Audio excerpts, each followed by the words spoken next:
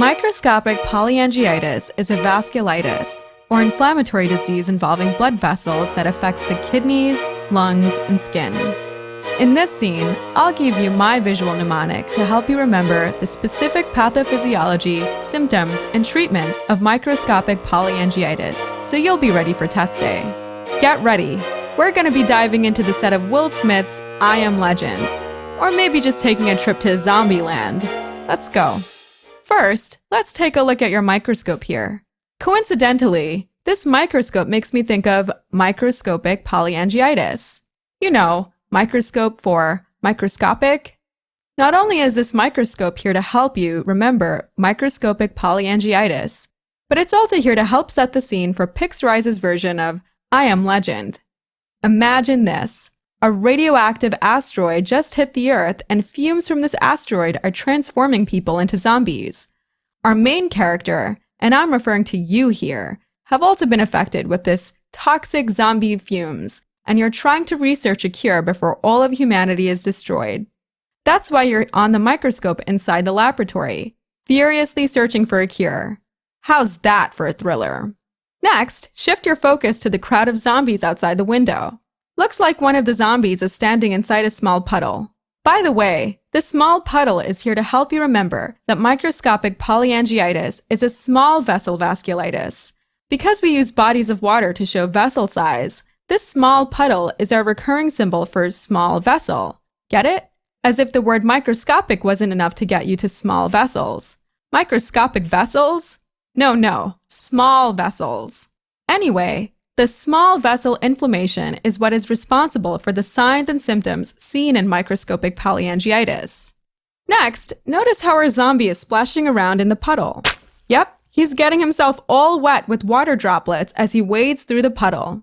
These small water droplets spraying over the zombie are here to help you remember the finding of palpable purpura.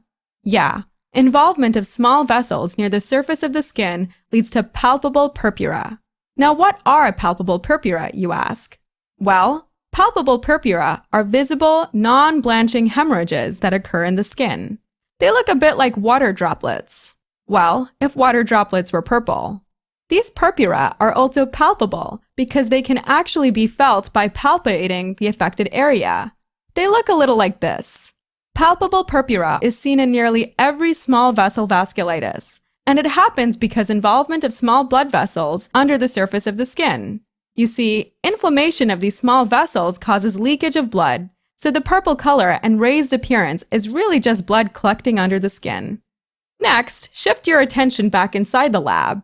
Check out that bloody urine sample you're analyzing under the microscope.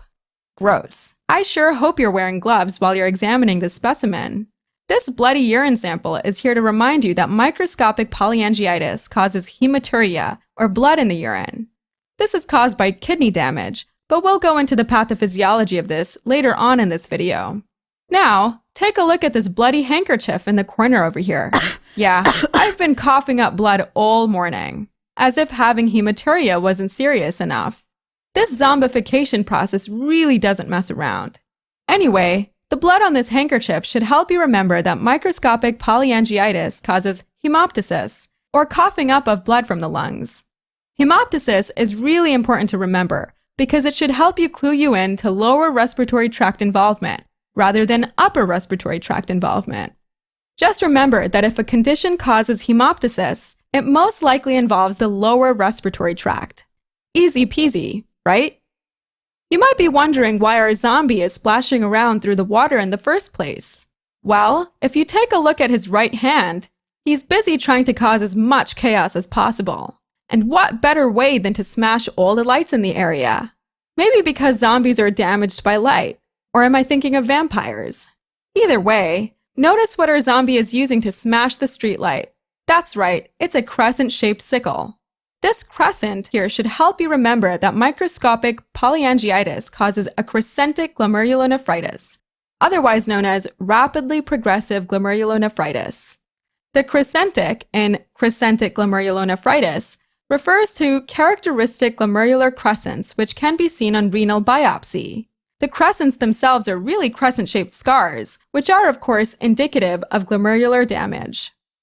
But there's more. Let's return to our broken lamppost.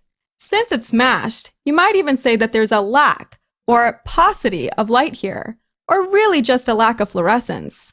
The lack of fluorescence here should help you remember that a pauci-immune pattern is seen on immunofluorescence.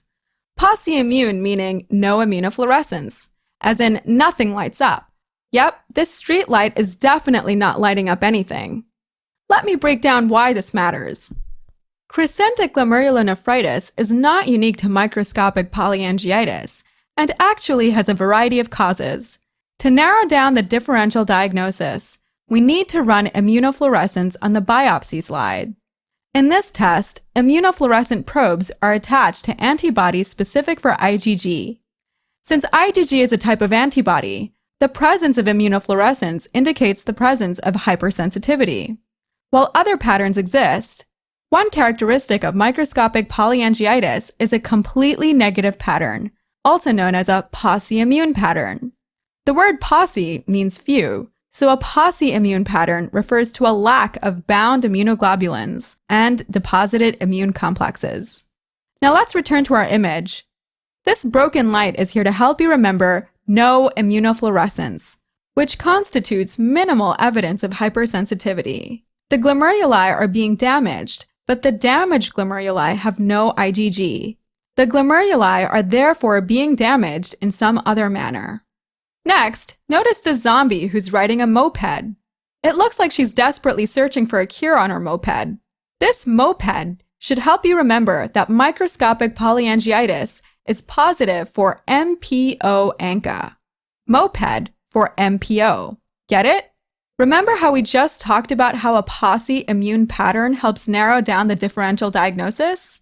Well, turns out there's actually 3 systemic vasculitides that have a negative or pauci-immune immunofluorescence pattern. So in order to distinguish between these 3 systemic vasculitides, we can order tests for anti-neutrophil cytoplasmic antibodies, also known as ANCAs. ANCAs refer to autoantibodies against proteins found in neutrophils, and a specific protein targeted is myeloperoxidase, or MPO.